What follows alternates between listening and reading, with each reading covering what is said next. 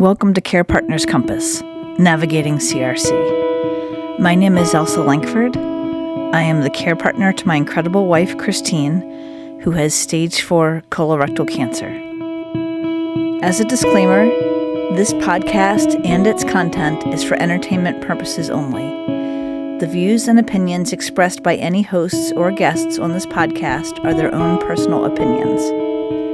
Reference to any specific product or entity does not constitute an endorsement or recommendation. This podcast does not contain medical or legal advice. Please consult your medical professional about any medical questions or concerns. This episode is going to be about colorectal cancer and exercise.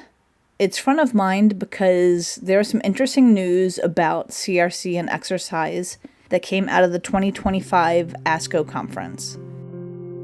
ASCO has an annual conference for oncologists, radiologists, doctors, researchers, and patient advocates. And it happens the end of every May, beginning of June. There's also a GI version of ASCO that meets every January. Welcome to my world where I know when oncologists have conferences. I tend to virtually attend these when possible to be able to find out new information that might be helpful for Kristine, but also to share information that I can with others. So that's some of what we're going to get into. Another reason that I wanted to talk about CRC and exercise is because of how important it is to Kristine. And lastly, I'll talk about how care partners might fit into this whole exercise thing too. I'm going to start with some data out of MSK. MSK is Memorial Sloan Kettering, and they're in New York City. They're a very well-known cancer center, and they actually run the virtual exercise program that Kristine has been doing and that I've been recently joining in on. Their data showed that people that have had 3 months of chemo have a 15% decline in fitness levels within 3 to 6 months of treatment. They're equating that to a decade of aging. But exercising 3 times a week can reduce that. So that's a staggering number. People with colorectal cancer in early stages might very well have 3 to 6 months of chemo. But people that are stage 4 might have a lot more than that. There's also a study done at the University of Pennsylvania that researcher ended up at MSK. They surveyed over 600 cancer patients, and they found that their physical activity level from cancer diagnosis through treatment and through a year of survivorship declined greatly. Their physical activity level fell 75% after diagnosis, and a year out from diagnosis, for more than half, their physical activity level was still down. The reasons that patients listed for having trouble doing physical activity were fatigue, pain, problems getting motivated to move, problems sticking with the exercise, and the side effects of treatment. That includes nausea, probably diarrhea, etc. Also being sad and not having time.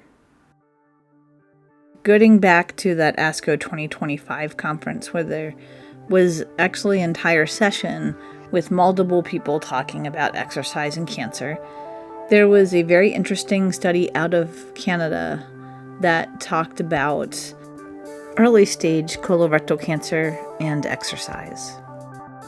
So this was a phase 3 randomized trial, and they divided people up into having a pamphlet about the importance of exercise and how to do the exercise versus having a physical therapist or a exercise coach, somebody that was trained specifically in oncology and exercise. They looked at the disease-free survival over 10 years. So in other words, did these people get a recurrence of their colorectal cancer? Did they become stage 4? Did they get another cancer? What they found was that the people who had the exercise coach or exercise trainer or PT had a better disease-free survival than the people that didn't. And when they put this into the simplest terms, for every 16 people in the trial, exercise prevented one person from a recurrent cancer or a new cancer. And that's a pretty big deal. What the exercise level was the equivalent of 45 minutes to an hour brisk walk 3 to 4 times a week. It didn't have to be a walk, but that ended up being the easiest thing for most people. And when I think about what Kristine does, before her diagnosis, she walked a lot. She walked during lunchtime at work. She did, 15,000 steps a day, almost every single day, and did some yoga classes. But that was kind of her exercise level that she was starting with. Now she is doing probably 10 virtual exercise/meditation classes a week. These classes are through MSK's Integrative Medicine at Home program. They have a fantastic exercise program that is $20 a month. It's for cancer patients and care partners, and they have been really important to Kristine. So as I was talking about doing this episode on CRC and exercise, Kristine's like, well, why don't you talk about why you signed me up for MSK's exercise program? And I had forgotten that I had done that. I signed her up when she was getting her liver resection back in January 2022.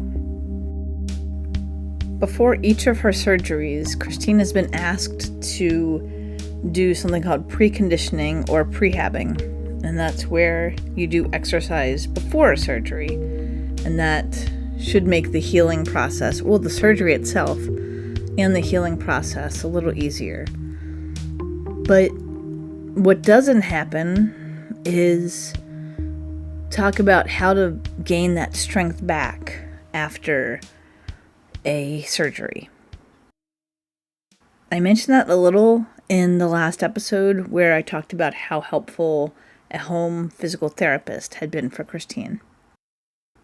But this seems to be a problem across the board. Not in some other cancers, but definitely with colorectal cancer.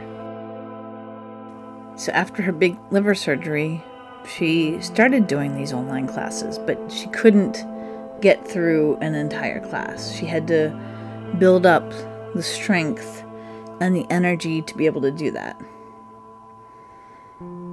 And now, between each of her rounds of chemo, she uses these 8-pound hand weights. I know because I use the 3-pound ones. Honesty. But she has to work back up to those 8-pound weights each time after each round of chemo. So there's a lot of motivation that's needed.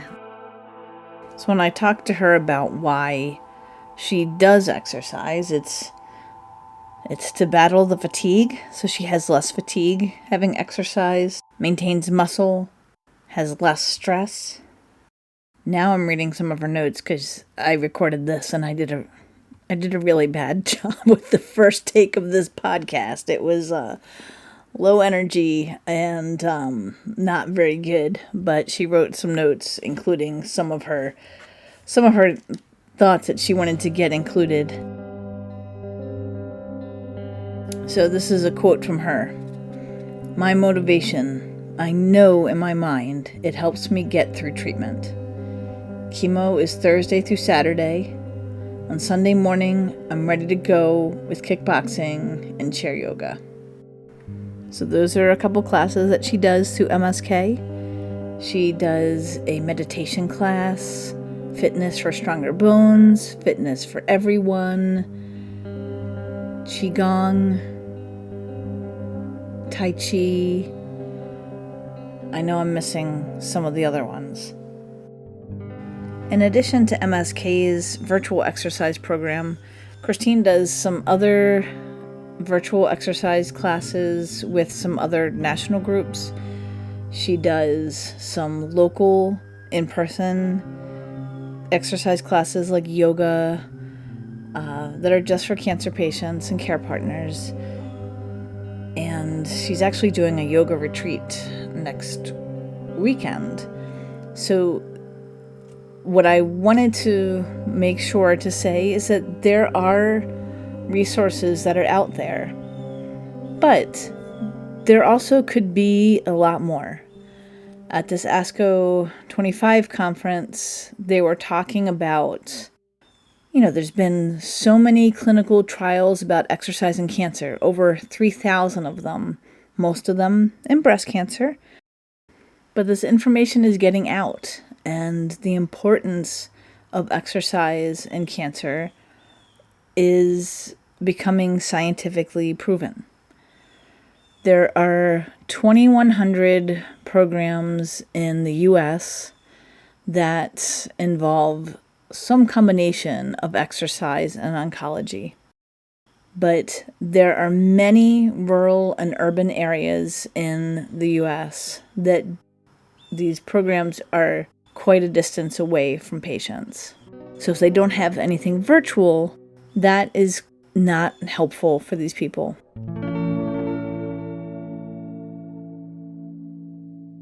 Less than 20% of cancer patients and survivors are meeting the exercise guidelines that have been set. So there's not enough that is available for people.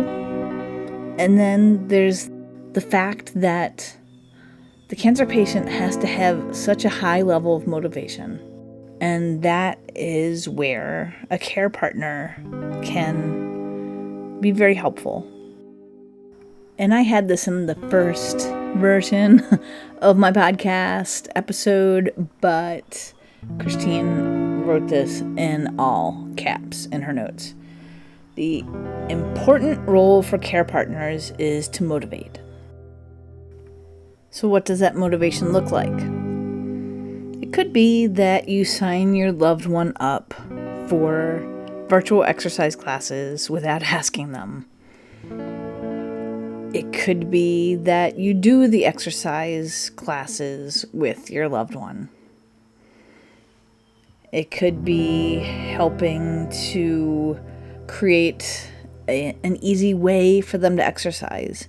Getting some light weights, walking with them, getting a PT, appointments set up, talking to the oncologist, to the nurse practitioner, finding out if your cancer center has an exercise program or a professional that can help get some movement happening. It can start small, and then it can build up, because that's probably what's going to happen. And what I love about the MSK exercise classes is they're always mentioning about how, and that's in everyone that I've either overheard as Kristine's doing it or the ones that I've done, is that it's important that you're doing some kind of movement. Maybe you're in a wheelchair. Maybe you can't bend very much. They'll talk about how to do different varieties of the same exercise based on your ability to move. And then they stay afterwards and talk about different ways that exercise could be done in a personalized way.